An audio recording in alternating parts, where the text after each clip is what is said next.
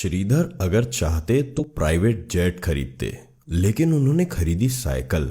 वैसे भी अगर किसी की कुल संपत्ति 18,000 करोड़ रुपए की हो तो 300 करोड़ रुपए के प्राइवेट जेट विमान खरीदने पर ऑडिटर भी एतराज नहीं करेगा। और जब पैसा अथाह हो तो फिर मुश्किल ही क्या है। यूं भी लक्ष्मी जब छप्पर फाड़ कर धन बरसाती है तो ऐसे फैसले किसी को खर्चीले नहीं लगते। शायद इसीलिए एक खरबपति के लिए जेट विमान खरीदना ऐसा ही है जैसे किसी मैनेजर के लिए मारुति कार खरीदना। लेकिन जोहो कॉरपोरेशन के चेयरमैन श्रीधर वेम्बू पर लक्ष्मी के साथ साथ सरस्वती की भी मेहरबानी थी, इसीलिए उनके इरादे औरों से बिल्कुल अलग थे। प्राइवेट जेट खरीदना तो दूर, उन्होंने अपनी कंपनी बोर्ड के निर्देशकों से कहा अब कैलिफोर्निया से जोहो कॉरपोरेशन का मुख्यालय कहीं और ले जाना चाहते हैं। श्रीधर के इस विचार से कंपनी के अधिकारी हतप्रभ थे, क्योंकि सॉफ्टवेयर इंडस्ट्री के लिए कैलिफोर्निया के बे एरिया से मुफीद जगह दुनिया में और कोई है ही नहीं।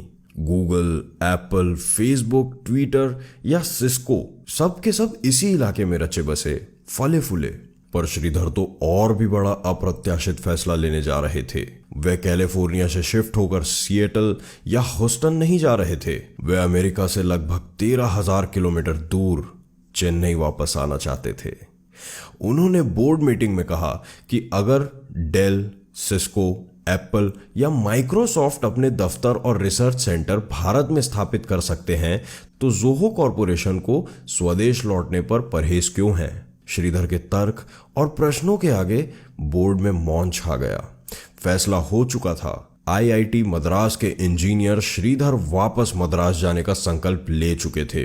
उन्होंने कंपनी के नए मुख्यालय को तमिलनाडु के एक गांव जिला टेंगसी से स्थापित करने के लिए 4 एकड़ जमीन पहले से ही खरीद ली थी और ऐलान के मुताबिक अक्टूबर 2019 यानी ठीक 1 साल पहले श्रीधर ने टेंगसी जिले के मथला मपराई गांव में जोहो कॉरपोरेशन का ग्लोबल हेडक्वार्टर शुरू कर दिया।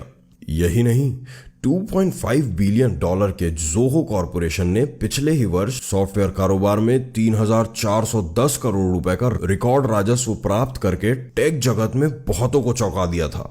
स्वदेश क्यों लौटना चाहते थे श्रीधर अमेरिका की किसी एजेंसी या बैंक या स्टॉक एक्सचेंज के दबाव के कारण स्वदेश नहीं लौटे। उन पर प्रतिस्पर्धा का दबाव भी नहीं था। वे कोई नया व्यवसाय भी नहीं शुरू कर रहे थे। वे किसी नकारात्मक कारण से नहीं, एक सकारात्मक विचार लेकर वतन लौटे। उन्होंने कई वर्ष पहले संकल्प लिया था कि अगर जोहो ने बिजनेस में कामयाबी पाई तो वो प्रॉफिट का एक बड़ा हिस्सा स्वदेश में निवेश करेंगे। कंपनी के मुनाफे को वे गांव के बच्चों की आधुनिक शिक्षा पर भी खर्च करेंगे। इसी इरादे से उन्होंने सबसे पहले मथलाम पराई गांव में बच्चों के लिए निशुल्क आधुनिक स्कूल खोले। कंप्यूटर टेक्नोलॉजी के जानकार श्रीधर गांव में ही जोहो विश्वविद्यालय भी बना रहे हैं, जहां भविष्य के सॉफ्टवेयर इंजीनियर तैयार होंगे। फोर्ब्स मैगजीन में दिए एक इंटरव्यू में श्रीधर बताए हैं कि टेक्नोलॉजी को अगर ग्रामीण इलाकों से जोड़ा जाए तो गांव से पलायन रोका जा सकता है। गांव में प्रतिभा है, काम करने की इच्छा है। अगर आधुनिक शिक्षा से हम बच्चों को जोड़ें तो एक बड़ा टैलेंट पूल हमें गांव से ही मिल जाएगा। इसीलिए मैं भी बच्चों की क्लास में जाता हूँ, उन्हें पढ़ाता भी हूँ। मेरी कोशिश गांव को सैटेलाइट से जोड़ने की है। हम न सिर्फ दूरियां मिटा रहे हैं, न सिर्फ पिछड़ापन दूर कर रहे हैं, बल्कि इन शहर से बेहतर डिलीवरी गांव से देने जा रहे हैं। प्रोडक्ट चाहे सॉफ्टवेयर ही क्यों ना हो, श्रीधर बताते हैं। तस्वीरें जाहिर करती हैं कि श्रीधर बेहद सहज और सादगी पसंद इंसान हैं। वह लुंगी और बुशर्ट में ही अक्सर आपको दिखेंगे।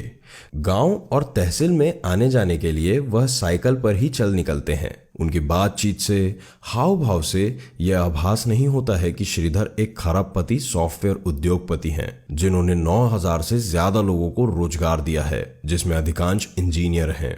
उनकी कंपनी के ऑपरेशन अमेरिका से लेकर जापान और सिंगापुर तक फैले हैं, जहां 9,300 टेक कर्मियों को रोजगार मिला है। श्रीधर का कहना है कि आने वाले वर्षों में वे करीब 8,000 टेक रोजगार भारत के गांवों में उपलब्ध करवाएंगे और ग्लोबल सर्विस को देश के नॉन अर्बन इलाकों में शिफ्ट करेंगे। शिक्षा के साथ गांवों में आधुनिक अस्पताल, सीवर सिस्टम, पेयजल, सिंचाई, बाजार और स्किल सेंटर स्थापित कर रहे हैं। जननी जन्मभूमिश्च स्वर्गादपि गरीयसी।